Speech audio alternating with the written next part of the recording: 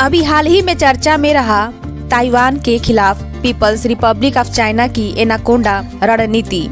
Anaconda रणनीति क्या है और ये क्यों ताइवान के खिलाफ उपयोग किया जा रहा है, आइए इसे विस्तार से जानते हैं।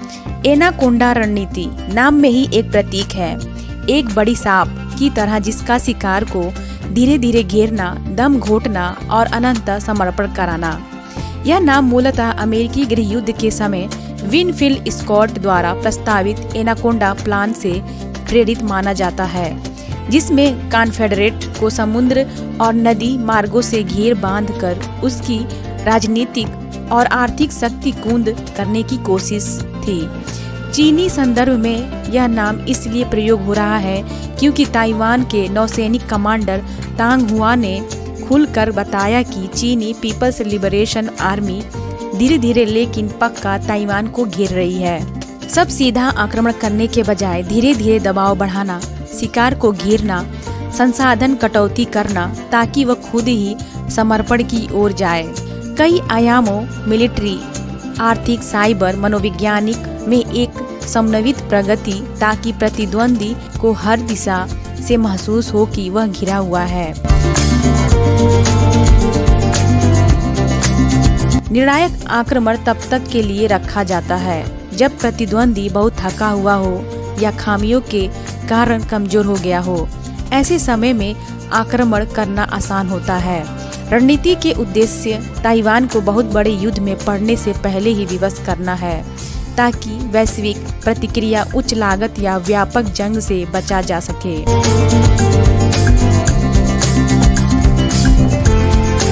खबरों के अनुसार चीन ने ताइवान के आसपास अपनी वायुसेना, नौसेना और युद्धाभ्यास की संख्या में काफी वृद्धि की है। उदाहरण के लिए यह कहा गया है कि एक वर्ष की शुरुआत में 142 चीनी जहाज ताइवान के आसपास थे और अगस्त तक यह संख्या लगभग 282 तक पहुंच गई। वायु सीमा उल्लंघन भी बढ़े हैं। जहां जनवरी में 36 उल्लंघन थे, वहीं अगस्त में यह संख्या दर्जनों गुना बढ़ गई। ताइवान के नौसैनिक कमांडर तांग हुआ ने कहा है कि चीन उम्मीद की खिड़की खुली रखता है और ताइवान को गलती करने के लिए मजबूर करना चाहता है ताकि उस गलती के आधार पर ब्लॉकेड या समर्पण की स्थिति उत्पन्न हो सके।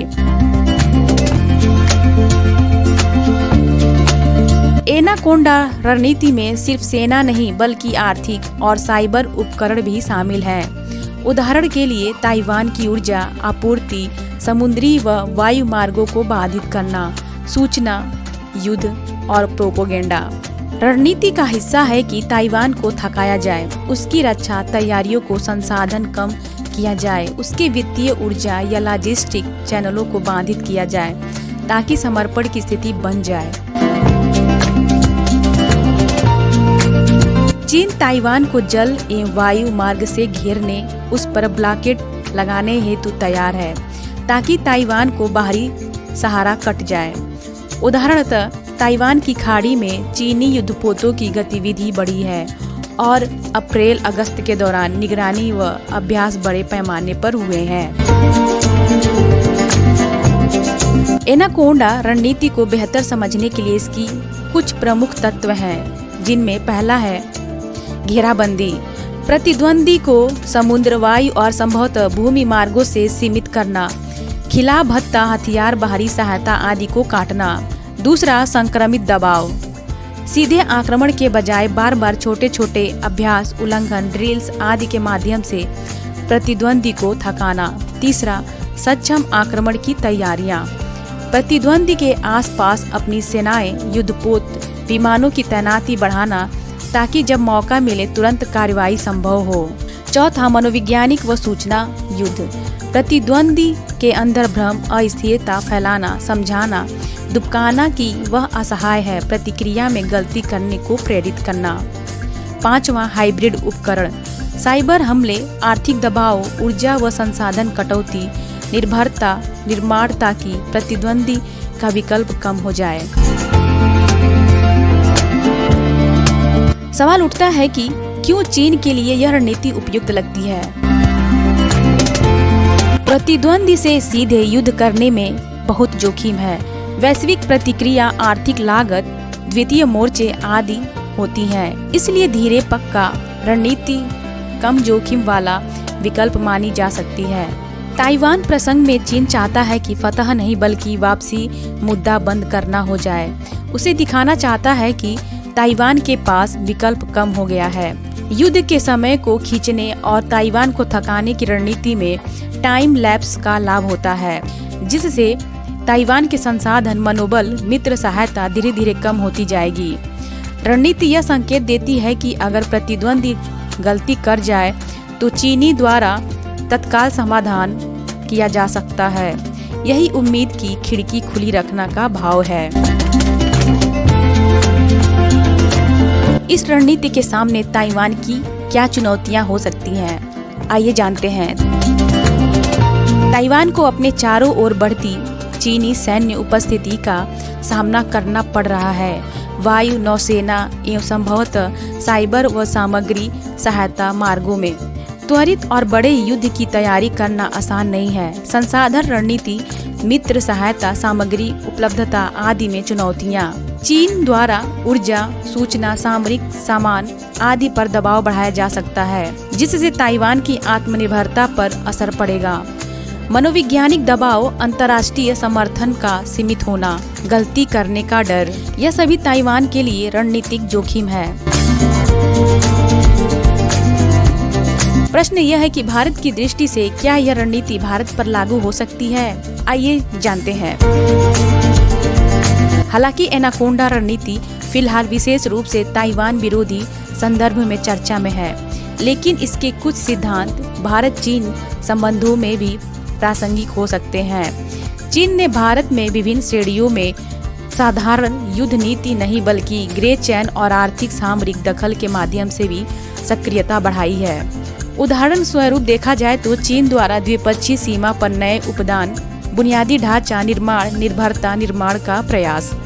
भारत में यह संभावना है कि चीन समुद्री मार्गों, ऊर्जा व सामग्री आपूर्ति, लॉजिस्टिक चैन आदि में दबाव बनाने का प्रयास कर सकता है, जैसे ताइवान में किया जा रहा है। इसलिए भारत को समय पर अपनी रक्षा, माल मार्गों की सुरक्षा, आर्थिक एवं सामरिक स्वावलंबन की दिशा में सक्रिय रहना होगा।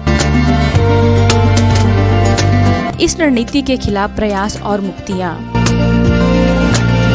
यदि एक देश इस तरह की रणनीति का सामना कर रहा हो तो कुछ उपाय अपनाना बुद्धिमानी होगी, जिसमें पहला है सक्रिय बचाव।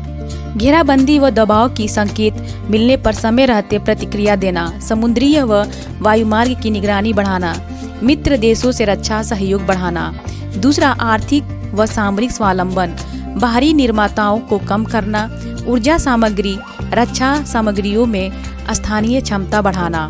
तीसरा, मित्र सहयोग नेटवर्क, क्षेत्रीय एवं वैश्विक साझेदारियों को मजबूत करना ताकि घेराबंदी में विकल्प बने रहें। चौथा, सूचना एवं साइबर रक्षा, मनोवैज्ञानिक दबाव, गलत सूचनाओं और साइबर हमलों के प्रति तैयार रहना। पांचवा, स्थिर स्थिति बनाए रखना, घेराबंदी व दबाव को सामना करने के लिए लंबी लड़ाई की तैयारी रखना। धैर्य व रणनीतिक स्पष्टता जरूरी है।